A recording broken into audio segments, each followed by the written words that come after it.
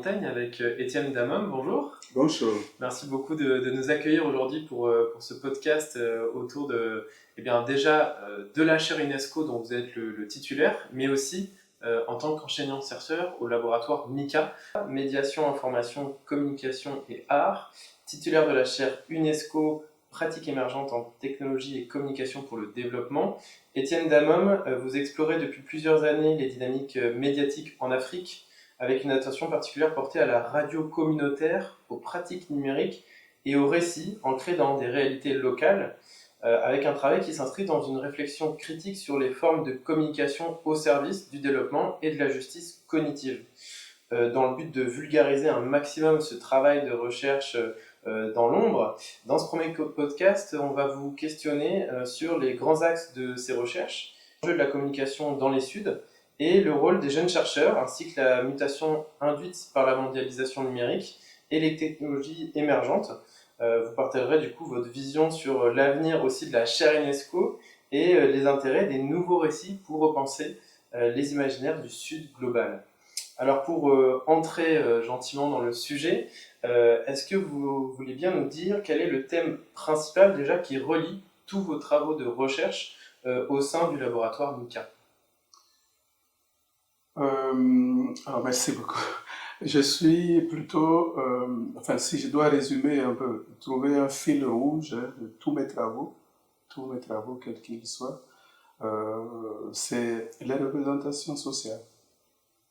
En fait, alors évidemment, les représentations sociales, c'est une vision sociale de la réalité, mais je suis venu aux représentations sociales par la philosophie, parce que je suis spécialiste, ma formation de base c'est la philosophie, on va passer à la communication, et la philosophie morale et politique, c'est-à-dire cette branche de la philosophie qui analyse les questions sociales, qui s'interroge sur les raisons d'être des choses dans la société.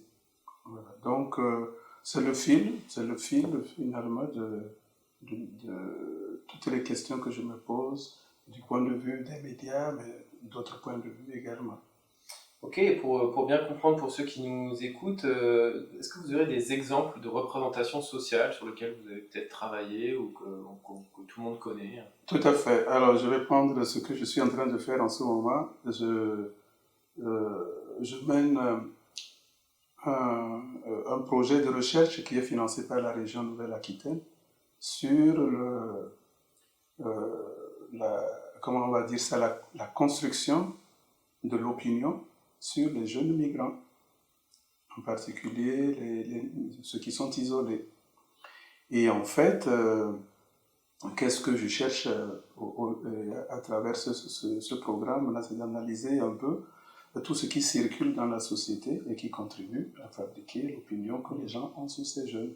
Alors, c'est bien évidemment tout ce que les médias produisent, de la presse écrite, de la radio, de la télévision, et il y en a pas mal.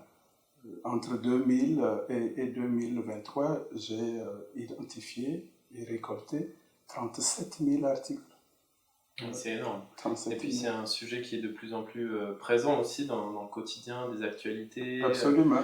Et pas que de la presse. C'est aussi ce que produisent les institutions, les associations, les professionnels qui s'occupent de ces jeunes-là, qui les accueillent, qui les accompagnent. C'est les institutions publiques aussi, les départements qui ont cette compétence-là, mais aussi le ministère de l'Intérieur, les préfectures, tout ce qui est produit comme communication sur ces sujets, comme discours sur ces jeunes-là et qui circulent dans la société.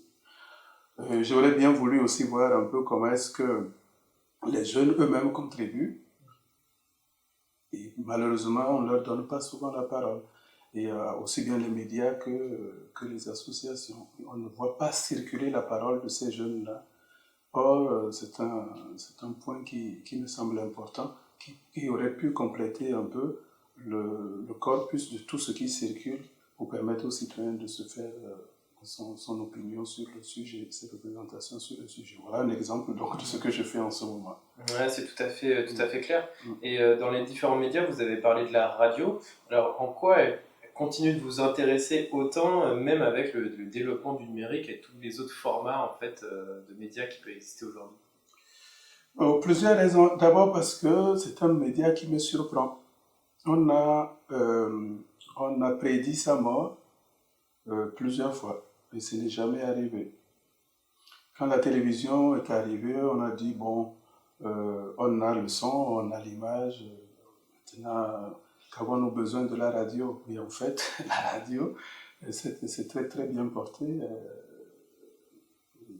Et ensuite, quand le numérique est arrivé, avec le son, l'image et l'écrit, on dit, bon, ben, véritablement, à quoi ça sert? Et pourtant, en France, et ça je cite, comment on appelle ça, l'institut qui au quotidien mesure l'audience de la télévision mais aussi de la radio. En France, quotidiennement, il y a 45 millions de personnes qui écoutent la radio. Pas si mort que ça alors. Et donc, effectivement, la radio reste un média important pour cette raison-là. Mais aussi parce que la radio, en fait, a une spécificité qu'aucun autre média ne peut avoir. Avant, on parlait de la diffusion. Aujourd'hui, effectivement, la radio n'est plus si diffusée que ça. On a les radios en FM, mais on a toutes les radios qui sont en ligne, les pure players, les médias, les radios, les web radios ne diffusent plus au sens technique du terme. Bon. Donc, ce n'est plus véritablement ce qui constitue la spécificité de ce média. Avant, c'était l'instantané aussi. On vivait l'instantané. On apprenait les choses par la radio. Ensuite, la télévision se déplaçait pour aller prendre les images qu'on montrait le soir. Et la presse écrite prenait le temps, après avoir récolté ces deux sources d'informations, pour se faire une opinion, etc. Aujourd'hui, ce n'est plus le cas. Il y a comment on appelle ça, les réseaux sociaux qui sont un peu à la pointe de l'actualité. On apprend tout désormais pas par la radio, mais par les réseaux sociaux, etc. C'est un média qui se réinvente continuellement. Donc, la radio conserve malgré tout son importance parce que je prends l'exemple du Portugal et de l'Espagne. Il y a juste 2 mois, il y a une coupure gigantesque de courant et les gens ont redécouvert la place de la radio. Alors les réseaux sociaux vont tuer la radio ou pas? Je ne crois pas. Je ne crois pas. On survit même à ça? Oui, on survit. Et parce que la radio s'adapte. La radio a intégré les réseaux sociaux et donc vit et se déploie à travers les réseaux sociaux. Alors justement, on parle beaucoup d'évolution du numérique et vous le citiez aussi dans les évolutions sur lesquelles vous travaillez. Et vous êtes sur un territoire qui n'est pas anodin, qui est celui de l'Afrique, là où des réalités sont certainement très différentes. Alors comment sont les usages du numérique justement en Afrique? Comment ça se distingue de ceux qu'on pourrait avoir ailleurs, ou en France, ou en Europe, je veux dire, ou sur d'autres continents? Aujourd'hui, on ne voit plus une grande différence entre les pratiques numériques en Afrique et ce qu'on observe ailleurs, parce que il fut un temps, les pratiques étaient, j'allais dire, nettement différentes. Quand le téléphone portable est arrivé en Afrique, son usage n'avait rien à voir avec l'usage du téléphone en Europe. Parce qu'en Europe, le téléphone portable relayait le téléphone fixe. Donc, le téléphone portable servait à téléphoner. En Afrique, où le téléphone fixe n'a pas été démocratisé, les gens, quand ils ont eu le téléphone portable, ils n'ont pas pensé spontanément à l'utiliser pour téléphoner, donc pour faire d'autres choses avec le téléphone. Et donc, heureusement, les opérateurs Et les fabricants de téléphones ont vite intégré ces nouvelles pratiques-là dans ce qu'on a aujourd'hui, dans le format du téléphone que nous avons désormais, le smartphone. Le smartphone, c'est l'ensemble des usages du téléphone en Afrique qui constitue un téléphone, un smartphone. Et tous les opérateurs vous le disent, posez la question à Orange, posez la question à tous les opérateurs internationaux qui ont apporté le téléphone, qui ont commencé à offrir du téléphone, comment on appelle ça, la connexion téléphone, pas encore Internet, hein, mais le modèle de diffusion à travers le système de la téléphonie mobile. Ils vous diront, eh bien, tout ce que nous avons aujourd'hui dans le smartphone, on l'a observé concrètement sur le terrain africain. Ils étaient en avance, en fait. Les gens ont détourné, ils ont eu le téléphone, ils lui ont fait remplir des fonctions qui n'avaient pas été incluses dans l'outil au moment où il a été conçu. Ça fera des super anecdotes en repas de famille, en fait. Absolument, absolument. C'était quoi ces premiers usages, quelques exemples? Eh bien, les Africains, dès qu'ils ont eu le téléphone, ils ont imaginé qu'il pourrait être possible, par exemple, de partager le crédit téléphonique. Parce qu'en Afrique, évidemment, les opérateurs ne passent pas par l'abonnement. Les gens prépayent, etc. Or, effectivement, avoir la possibilité d'appeler signifie qu'on a les moyens. Et ceux qui ont les moyens, du coup, peuvent partager leur crédit téléphonique avec ceux qui n'en ont pas. Mais ça, c'est les ingénieurs africains qui ont bricolé, etc. Un détournement de moyens, en quelque sorte, de fonctionnalités aussi, puisque les opérateurs, eux, ce qu'ils voulaient, c'est que tout le monde achète les crédits, et non pas que certains achètent et ils partagent à d'autres, etc. Ça, c'est un premier exemple de choses inventées.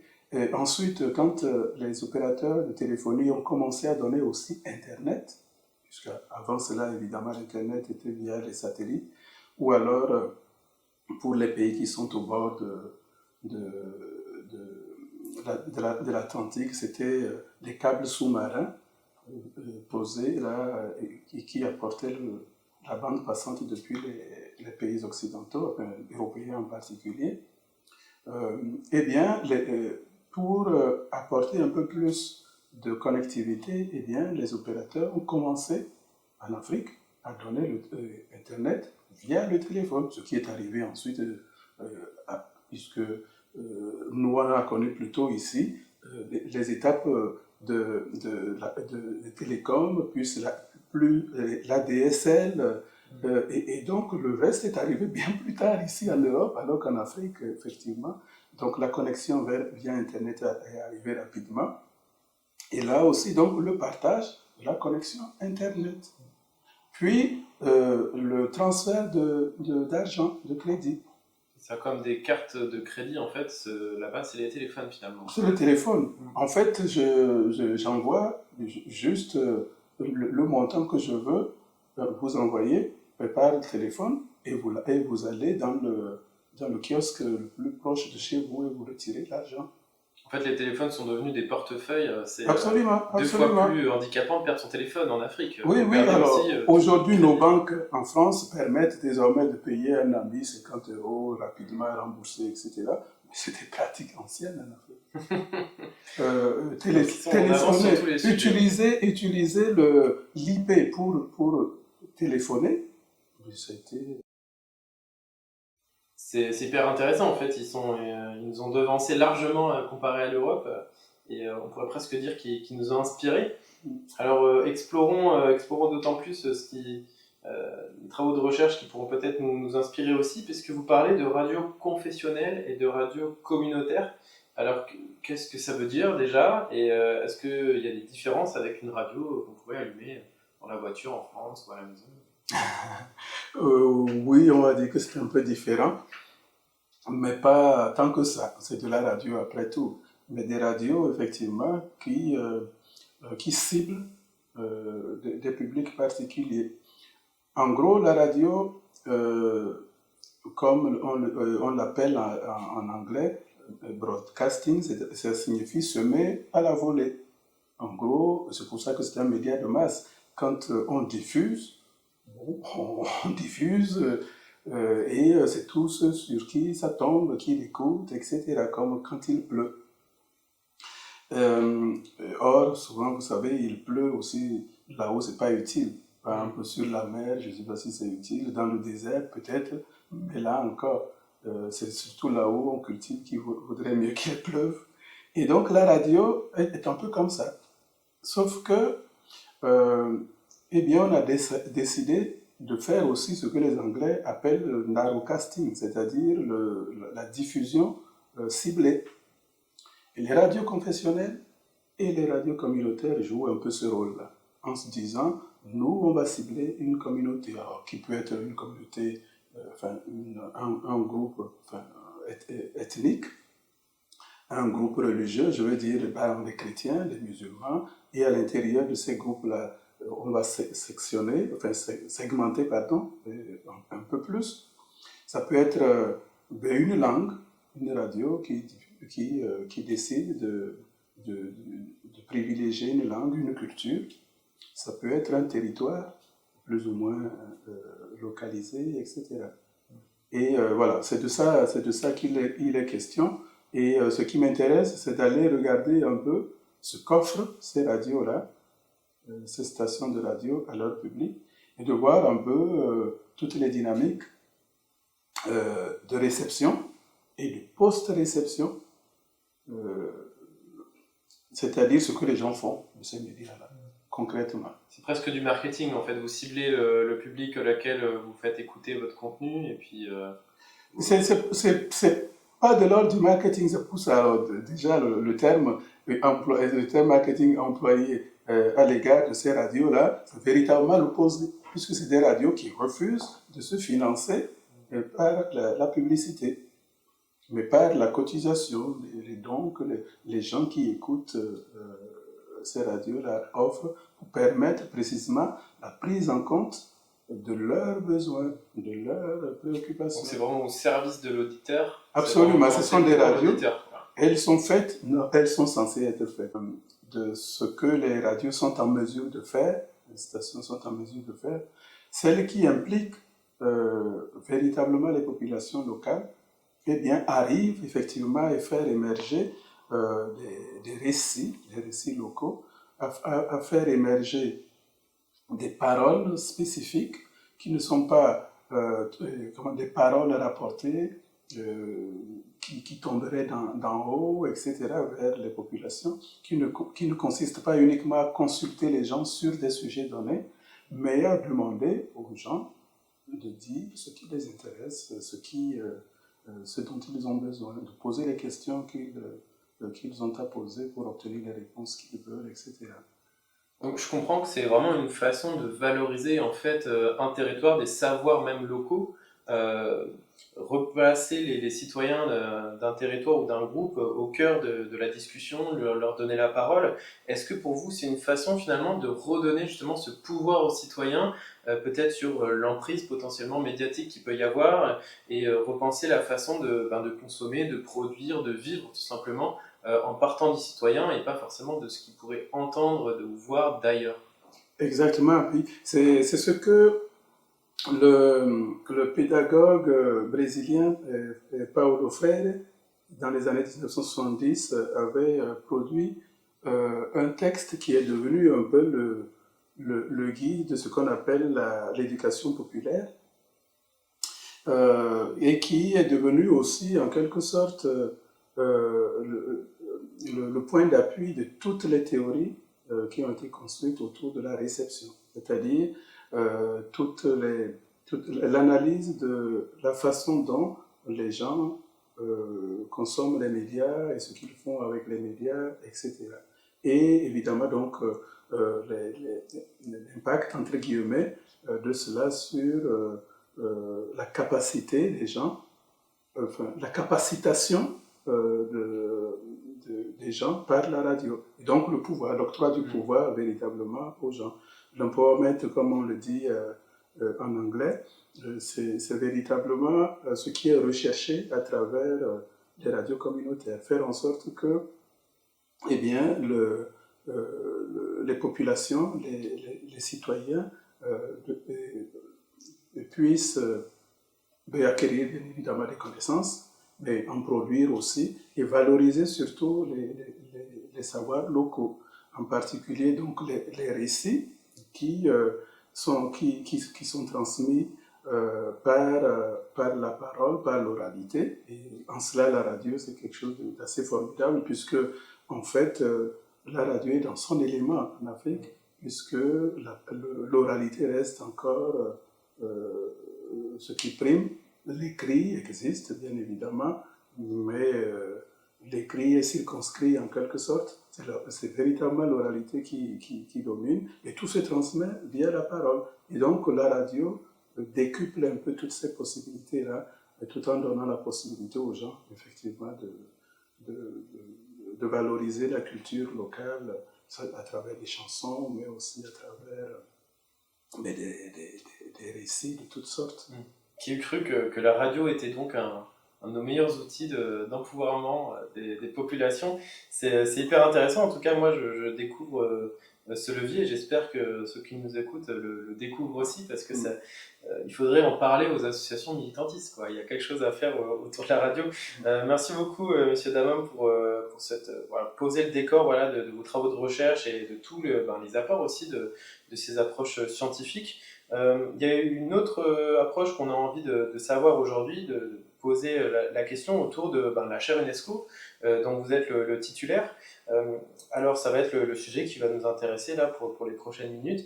Pour commencer, rentrer en douceur une nouvelle fois dans le sujet, est-ce que vous voulez nous dire déjà c'est quoi une chaire UNESCO et quel est votre rôle à vous au sein de cette chaire?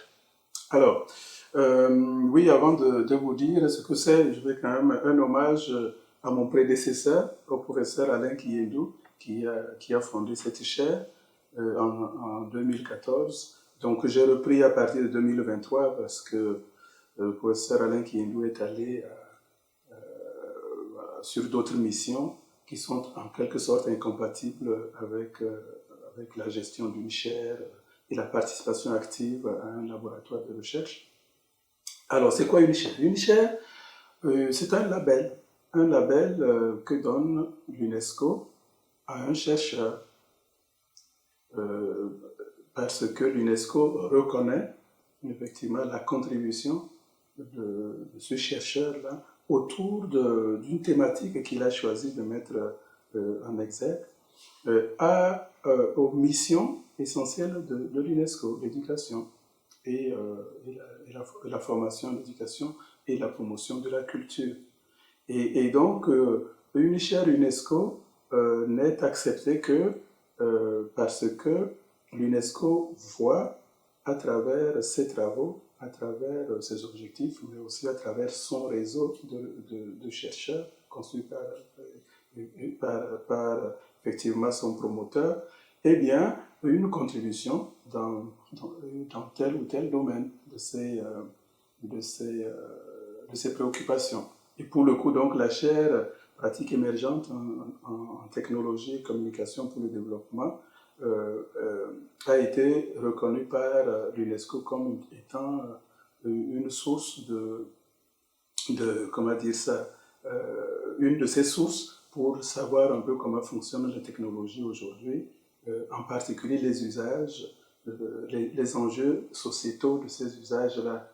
Et donc, nous avons cette mission-là de contribuer effectivement à éclairer un peu la compréhension de l'UNESCO, de l'institution UNESCO, sur l'intelligence artificielle, sur les objets connectés, sur le fonctionnement du numérique dans sa globalité. Alors, on n'est pas seul sur ce créneau-là, et il y a d'autres chaires sur les nouvelles technologies, mais nous avons, nous, la particularité de faire ce que les autres ne font pas, c'est-à-dire d'analyser les pratiques qui commencent, qui émergent. Alors c'est très compliqué parce qu'en général, le chercheur table sur quelque chose qui est stabilisé, qui est circonscrit, etc. Nous, on est sur un objet labile, la Bible qui se transforme, qui ne s'est pas encore fixée, etc. C'est véritablement ça. Et ça, c'est bien pour l'UNESCO, puisque du coup, l'UNESCO peut s'appuyer sur des travaux pour pouvoir définir ses politiques, etc. Politique sur l'IA, politique sur les objets connectés, sur le numérique, etc. C'est tout le défi d'une pratique émergente, du coup, c'est qu'on n'a pas beaucoup d'éléments dessus. En fait. Non, on n'a pas d'éléments dessus. Recherche, et on a des éléments qui ne sont pas encore stabilisés. Ouais. Les pratiques ne sont pas encore stabilisées. On ne peut pas dire le téléphone c'est ceci ou c'est cela, etc. C'est des choses qui apparaissent et qui peut-être disparaîtront ou alors qui vont s'installer, etc. Et donc, oui, c'est ce qui nous intéresse. Et justement, parmi les sujets que vous accompagnez et les chercheurs que vous accompagnez, quel sujet vous semble vraiment porteur là, actuellement dans ce que vous étudiez? Alors, ça fait maintenant 4-5 ans que nous travaillons sur l'intelligence artificielle. On a été, pas précurseurs, mais dans l'espace francophone, on a été un peu les premiers. Et je me souviens que les informaticiens et les ingénieurs nous accusaient de vouloir parler de choses que nous ne savons pas. Et nous leur répondions que nous ne prétendons pas savoir comment ça fonctionne. Ce qui nous intéresse, nous, c'est pas comment est-ce qu'on construit un outil d'intelligence artificielle, c'est pas comment on opère, etc. Nous, c'est les enjeux, c'est l'éthique, la dimension éthique, la dimension sociale, c'est la dimension cognitive, c'est toutes ces choses-là. Et donc, nous avons été parmi les premiers à obliger à penser que quand on parle de l'intelligence artificielle, il ne faut pas simplement et uniquement se tourner vers les informaticiens et les techniciens, mais que les enjeux sont sociétaux, sont culturels, sont éthiques, puisque l'IA encore plus lorsque l'IA générative est apparue, impacte la production des savoirs, le mode de diffusion des savoirs, etc. On ne peut pas juste dire que c'est un problème informatique, c'est pas vrai. Oui, vous êtes vraiment sur l'utilisation, enfin la pratique voilà. de ces outils plutôt que les outils en eux-mêmes. En eux-mêmes, non, on n'est pas informaticien. Oui, tout à fait. Et c'est un sujet très actuel et évidemment intéressant, l'IA, on y reviendra d'ailleurs en toute fin d'interview. Et justement, vous relevez ici une technicité qui est de à la fois faire des recherches, à la fois transmettre des savoirs, et à la fois pour vous accompagner ces jeunes chercheurs. Alors comment vous, la chaire, arrive à combiner ces trois sujets de front à la fois? C'est assez simple, c'est assez facile finalement, parce que tout ça c'est de la recherche. Alors la recherche produit les éléments pour la pédagogie. Donc, par principe, nous sommes enseignants-chercheurs, donc nous faisons de la recherche et nous enseignons ce que nous produisons et d'autres bien évidemment produisent. Donc le lien entre la pédagogie et la recherche pour moi est assez naturel. Ensuite, dans la recherche, il y a aussi l'encadrement de la recherche. Parce que quand on est professeur des universités, alors quand on est déjà maître de conférence habilité à diriger de la recherche, on est obligé, ça fait partie du métier, d'encadrer de la recherche. Mais alors, quand c'est dans une chaire comme la nôtre, eh bien, effectivement, c'est une mission importante. Au-delà de ce que nous faisons parce que nous sommes enseignants-chercheurs, dans la chaire, la dimension est différente parce que tout en faisant notre mission, eh bien, nous avons conscience d'encadrer, d'amener des jeunes à faire la recherche dans un sens donné. Et à donner, comment on appelle ça, à montrer un intérêt particulier pour un sujet donné et aussi à penser la recherche dans un collectif. Collectif, parce que ce collectif a un objectif spécifique, et donc la recherche et des jeunes chercheurs contribuent à cet objectif commun. C'est véritablement un peu là où il y a une spécificité. Et donc, évidemment, ce que j'essaie de faire, ce que le professeur Alain Kiendou a fait avant moi, c'était donc d'encadrer des jeunes en qui nous voyions la capacité à contribuer effectivement aux objectifs de la chaire. Et donc les sujets que nous encadrons sont souvent bien évidemment choisis par les étudiants eux-mêmes, mais ensuite effectivement les guides à, à arriver à faire une recherche qui respecte les standards un peu de la recherche scientifique, en ayant derrière l'idée que nous sommes doublement évalués. Nous sommes évalués par nos pairs pour notre carrière, mais évalués par l'UNESCO aussi, à qui nous rendons chaque 4 ans un bilan, etc. C'est un vrai signe de reconnaissance que vous avez eu de l'UNESCO, mais derrière, évidemment, qui appelle à une rigueur, à un travail aussi de qualité que vous menez. Et il le vérifie, j'imagine bien. Et du coup, ça doit être quand même une sacrée aventure humaine aussi. Vous parlez de collectif avec ces jeunes chercheurs, avec vos pairs. On va passer au troisième et dernier chapitre de cette interview, à savoir eh bien, les nouveaux récits et le partenariat que vous avez mis en place avec Monarque Intelligence, une association bordelaise qui justifie aussi du coup un peu ma présence aujourd'hui dans l'interview. Alors pour remettre un peu de contexte, Monarque Intelligence, c'est une association qui œuvre à accélérer la transition écologique et solidaire à l'échelle locale et internationale, avec des partenariats en Afrique de l'Ouest, et qui, dans cette dynamique avec les chaires UNESCO, met en avant les nouveaux récits, donc une nouvelle façon de penser l'avenir dans une version plutôt utopiste, en tout cas positive, pour nous donner l'envie d'agir au quotidien pour un monde désirable qu'on a dans nos imaginaires, plutôt que voir comme une fin du monde arriver et qui ne va pas forcément donner le moteur à tout le monde, en tout cas. Vous, qu'est-ce qui vous a finalement donné envie de collaborer avec cette association et le lien qui se fait avec ces nouveaux récits? Alors, il faut dire que c'est assez, on va dire, intéressé, parce que effectivement, on ne fait que les choses qui nous intéressent finalement, il vaut mieux, en tout cas, ce que je souhaite à tout le monde. Intéressé dans ce sens-là, c'est pas dans le sens d'opportunisme, etc. Quoique d'ailleurs, c'est pas un terme aussi négatif que cela. Alors pourquoi est-ce que la chaire UNESCO Pratique émergente en technologie et communication a décidé, on va dire comme ça, ou accepté de collaborer avec cette association, Monarque Intelligence? C'est tout d'abord parce que dans nos missions à nous, chaire UNESCO, nous, mais d'autres chaires UNESCO, il y a l'idée que nous devons effectivement nous associer des partenaires du monde de la société civile, du monde associatif, etc., pour atteindre nos objectifs.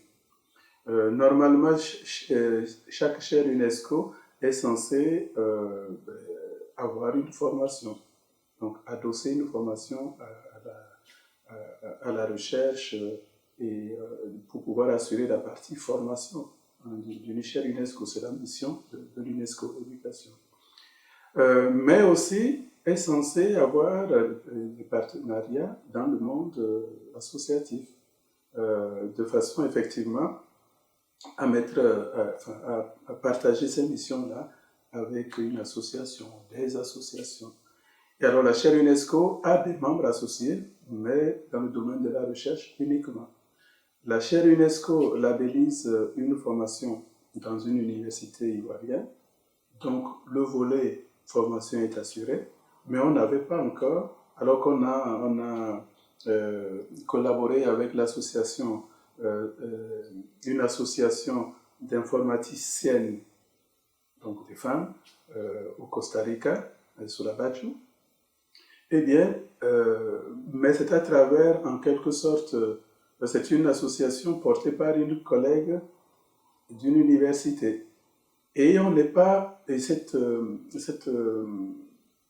collaboration n'est pas allée jusqu'à une formalisation comme ce qui nous unit aujourd'hui avec Monarque Intelligence. Et donc pourquoi? Parce que, donc, effectivement, ça fait partie un peu de nos missions d'associer des associations précisément des institutions, mais en particulier des associations à nos missions. Alors, pour Monac Intelligence, bien évidemment, c'est pour nous aider à remplir notre mission. Le dernier volet, en quelque sorte, de notre chaire, c'est la communication pour le développement.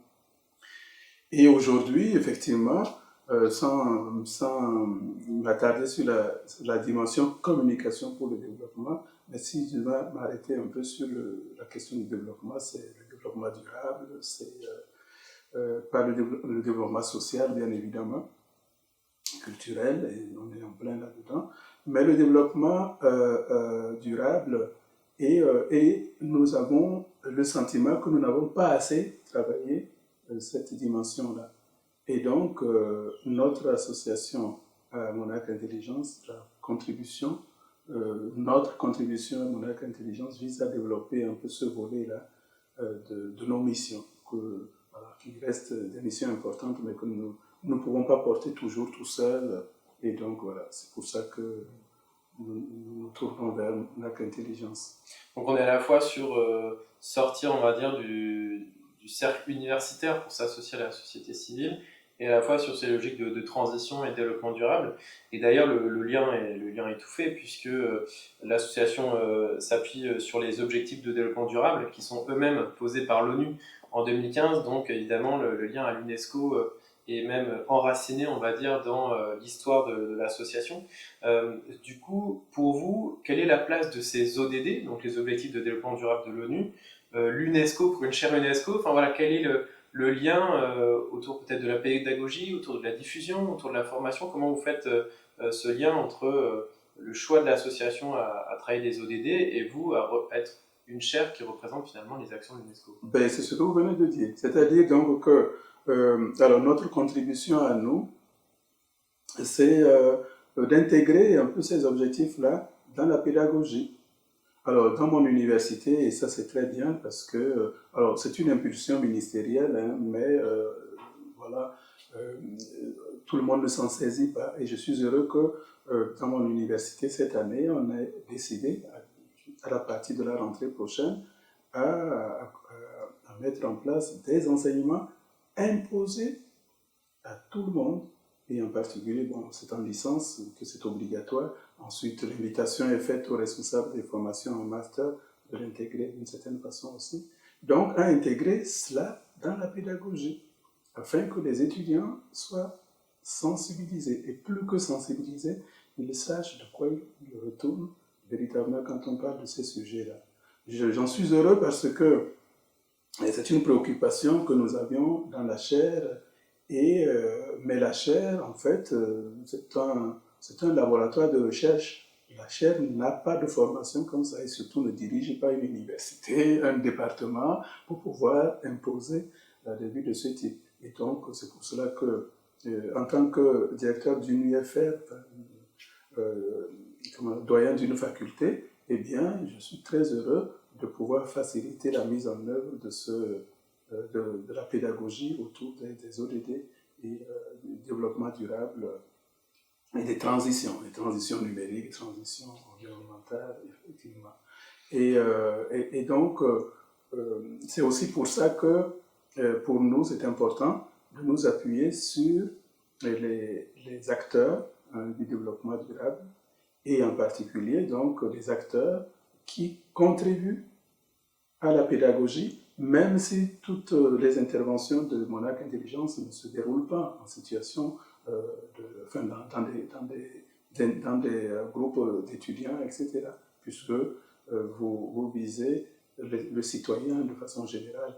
Alors, nous, ce qui nous intéresse, c'est notre cercle à nous, et bien évidemment pédagogique, et c'est particulièrement dans ce domaine que je verrais bien la contribution de Monac Intelligence en les missions que nous portons. Ok, merci beaucoup et merci pour votre confiance. Alors, il y a tout un pan de l'activité qui nous unit, à savoir les récits. Alors, on a parlé en préambule, en tout cas en première partie, de de ce récit citoyen déjà actuellement à la radio, dans les radios communautaires, qui peuvent mettre en avant la réalité du quotidien, mais on parle aussi de nouveaux récits, donc c'est-à-dire qu'on se projette dans l'avenir et on se raconte en fait le récit de demain. Quelle est pour vous, dans votre travail de chercheur, la place de ces nouveaux récits, finalement des imaginaires, et comment ils pourraient aussi avoir une place, selon vous, en Afrique? Quand j'étais étudiant en philosophie, et ça m'a marqué, un de mes professeurs disait que le problème africain était que et on pensait petitement, que en fait tout le problème, à l'époque on parlait de sous-développement, etc., c'était que c'était facile ce qu'il disait, puisque sous-développement, penser petitement, rimait en quelque sorte. Mais en fait, au-delà voilà, de ce que je viens de dire, là, qui peut prêter à sourire, il y avait un véritable problème de fond. Il nous disait, c'est parce que nous ne pensons pas assez. Et quand il disait penser assez, c'était de susciter ce qu'on appelle la projection. La projection. Il faut penser avant de réaliser les choses. Et en fait, on ne réalise pas parce qu'on ne pose pas, on ne projette pas, on n'objectivise pas, oui, je ne sais pas comment dire ça, c'est poser. Poser, c'est-à-dire mettre devant soi, et la question des récits vient de là. C'est-à-dire que quand on ne produit pas un narratif sur lequel on peut revenir ensuite pour décortiquer, etc., pour voir comment le mettre en œuvre, on ne met rien en œuvre. On ne construit rien. Ça donne un point à atteindre, en fait. Un point à atteindre. Un point à atteindre. Et donc, qui plus est dans les sociétés de l'oralité, si on veut construire une tradition, c'est à travers la projection, à travers ce qu'on construit comme discours à un moment donné, qui va guider tout un peuple, qui va guider des actions, etc., qui va ordonner des pratiques. Donc c'est un vrai moteur finalement, ce récit. Le récit est un vrai moteur. C'est une vision collective finalement, au service de l'action. Absolument. Absolument. Collective. Et alors, on pourrait se dire que sur un continent comme l'Afrique, où un certain nombre de pays font face à des quotidiens très difficiles, on va dire, avec des situations aussi de grande précarité, comment le récit sur l'avenir peut prendre place là où votre récit du quotidien est difficile? Est-ce que vous avez un avis là-dessus? Est-ce que justement ça peut permettre de sortir de la condition, ou est-ce que pour certains c'est un frein? Aujourd'hui, il y a, je vois émerger un nouveau narratif. Il y a une nouvelle manière, effectivement, j'observe un peu partout qu'il y a des gens qui produisent, à travers les réseaux sociaux notamment, produisent des contenus qui remobilisent, qui donnent espoir. Parce qu'à un moment donné, on s'était demandé, qu'est-ce qu'on fait? Est-ce qu'il y a quelque chose qui peut venir donner un nouvel élan, réveiller les gens, etc.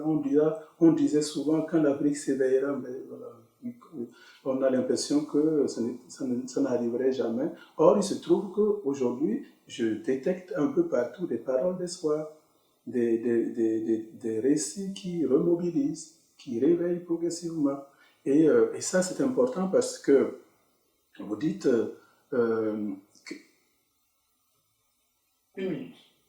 vous dites que, effectivement, les difficultés sont là et que, précisément, on peut effectivement partir de là, c'est pas vous qui le dites, mais à partir de là, effectivement, se dire que, eh bien, il n'y a plus rien qui puisse se mobiliser, etc. La vérité est que j'observe de plus en plus, effectivement, que les gens, sur la base de ce qu'ils appellent un monde multipolaire, l'élargissement des partenariats avec d'autres pôles, etc. Ça redonne espoir. Et justement pour vous, Monsieur Damam, ça ressemble à quoi 2050? Ce serait quoi votre nouveau récit? Et tant qu'à faire, parler de pratiques émergentes, l'IA, sa place aussi en 2050, ça n'existe pas? La communication s'est adaptée autour ou on a cadré? C'est comment? En 2050, oui, l'IA existe, mais qui a trouvé sa place, c'est-à-dire qui a, euh, oui, qui cohabite avec l'humain, qui a lui aussi retrouvé sa place. Parce que enfin, les tendances sont déjà là. On voit bien que l'IA a énormément de limites. Non seulement aujourd'hui il faut lui apprendre, mais quand on aura fini de lui apprendre, il faudra néanmoins qu'il y ait l'homme, qu'il y ait encore l'homme, pour lui poser des questions, pour lui donner, entre guillemets, à manger, etc. Et donc, pour moi, oui, peut-être en 2050, alors, il y a une théorie actuelle qui circule à propos de la mort d'Internet. Après la mort de la radio, c'est la Après mort d'Internet. la mort d'Internet, parce que l'IA, effectivement, pense-t-on, est partout, etc., que l'automatisation un peu des produits, enfin des contenus est partout désormais, mais en théorisant la mort d'Internet, on théorise la mort de l'humain, ce qui n'est pas vrai. Et donc je pense que parce qu'Internet ne mourra pas, l'IA ne pourra pas tout remplacer. Et parce que Internet ne meurt pas grâce à l'homme, eh bien, l'IA trouvera sa place comme un outil. Pour 2050, ça va être ça. Pour 2050, je pense qu'il y aura aussi la fin des hégémonies, grâce à ce qu'on peut appeler la tessangrité, c'est-à-dire une sorte de tension, alors, qui est tension certes, mais aussi la compression qui fait que entre les différents pôles, eh bien, il va y avoir un peu d'équilibre. Le monde multipolaire est en construction et j'espère que ça va permettre un peu plus d'équilibre, un peu plus de paix dans le monde. 2050 pour moi aussi, c'est plus de démocratie. Alors, même si aujourd'hui nous avons l'impression que les pouvoirs forts reviennent, que l'autoritarisme revient, etc. Je pense que aujourd'hui, les populations, les citoyens ont intégré l'idée que c'est pas ce qu'il nous faut. Et donc je pense qu'on s'acheminerait toujours plus vers plus de démocratie, plus de place donnée à tout le monde dans la société. Et je nous le souhaite. Je oui, nous le souhaite. C'est ce que je souhaite, en tout cas pour 2050. C'est le récit que j'ai envie de construire pour 2050. Parfait. Merci beaucoup, Monsieur Damam. Merci de nous avoir accueillis. Merci pour votre temps et merci pour toute cette richesse que vous avez partagée aujourd'hui. Merci à vous.